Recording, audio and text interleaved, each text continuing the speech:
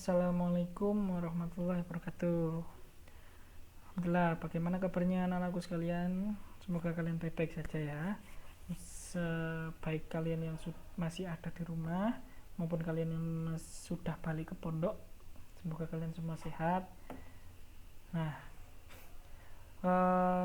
jadi ini kalian sudah naik kelas 8 ya. Dan untuk materi pertama kita di awal pertemuan online ini, kelas 2 ini, nanti kita akan mengulas sedikit tentang materi di kelas 1. Kenapa mengulang materi di kelas 1? Karena materi ini nanti bakalan berhubungan dengan materi di kelas 2 awal.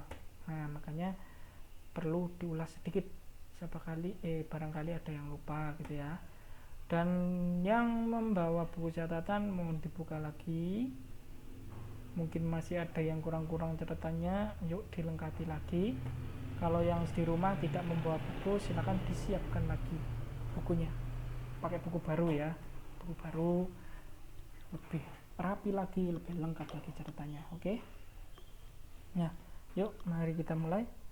Yang ingin saya bahas di sini adalah BPUPKI, Badan Penyelidik Usaha-Usaha Persiapan Kemerdekaan Indonesia, atau yang biasa disebut dengan Dokuritsu Zunbi Kosakai.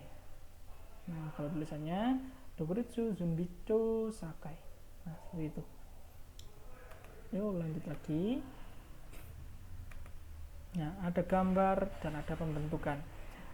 Pembentukan BPUPKI itu ada dua tanggal 29 April dan juga tanggal 1 Maret. Nah, kok bisa ada dua tanggal di sini? Yang pertama, tanggal 29 April, karena di tanggal 29 April ini tepatnya Jenderal Koiso, jenderal Jepang di zaman dulu itu, memberikan kuasanya kepada Indonesia untuk segera membentuk sebuah badan kemerdekaan yang dinamai dengan Dokuritsu Zunbi Kosakai, untuk dalam bahasa Indonesia BPUPKI tadi. Nah, itu adalah mandat dari jenderal kepada bangsa Indonesia. Nah, terus kemudian di tanggal 1 Maret ini ada apa? Nah, di tanggal 1 Maret itu ada pelantikan khususnya bagi ketua, wakil, dan anggota dari BPUPKI tersebut. Nah, seperti inilah gambaran dari pelantikan ketua, wakil ketua, dan anggota dari BPUPKI. Jadi perlu itu ya, diingat ya, tanggal 29 ketika dikasih oleh Jepang, tanggal 1 Maret ketika sudah ada pelantikan. Kalau ada pertanyaan, tanggal berapa tepatnya? Jawab tanggal 1 Maret 1945. Seperti itu. Lanjut. Nah, di sini ada 3 nama dan ada tulisan ketua BPUPKI. Siapa yang jadi ketua di antara 3 orang ini? Nah, yang pertama, ketuanya adalah KRT Rajiman Widyodiningrat. Siapa KRT itu? Kanjeng Raden Tumenggung Rajiman Widyodiningrat. Terus kemudian beliau ditemani oleh 2 orang wakil. Wakil yang pertama itu ada Ichibanga Seyosio, dan kemudian wakil yang kedua itu ada RP Suroso atau Raden Panji Suroso, bukan rupiah. Nah, terus di sini kok bisa ada nama Ichibanga Seyosio yang orang Jepang?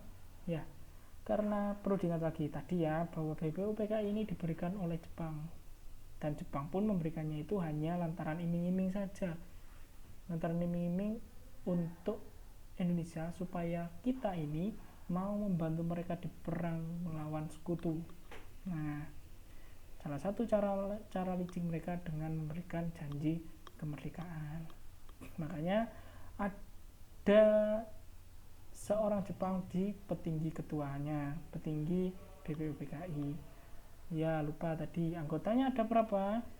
Anggotanya ada 62 orang. 62 orang itu sudah termasuk 3 orang petingginya ini. Dan di 62 orang tersebut juga ada 7 orang Jepang. Jadi tidak semua anggota BPUPKI tersebut orang Indonesia. Nah ini ada gambarnya Bapak Rajiman Widyodiningrat. Nanti kalau ketemu fotonya biar kalian tidak lupa ya, ini siapa gitu ya. Ini adalah Bapak Rajiman Widyodiningrat, Ketua BPUPKI. Lanjut. Nah, di sini ada sidang dari BPUPKI. Sidangnya kapan? Sidangnya ada 2 kali periode. Yang pertama tanggal 29 Mei sampai dengan 1 Juni 1945. Dan yang kedua ada tanggal 10 sampai 17 Juli 1945. Yang dibahas di sidang yang pertama itu ada dasar negara atau yang sering kita sebut dengan Pancasila. Di sini perlu kita tegaskan bahwa kalau sudah merujuk dasar negara itu pastilah Pancasila.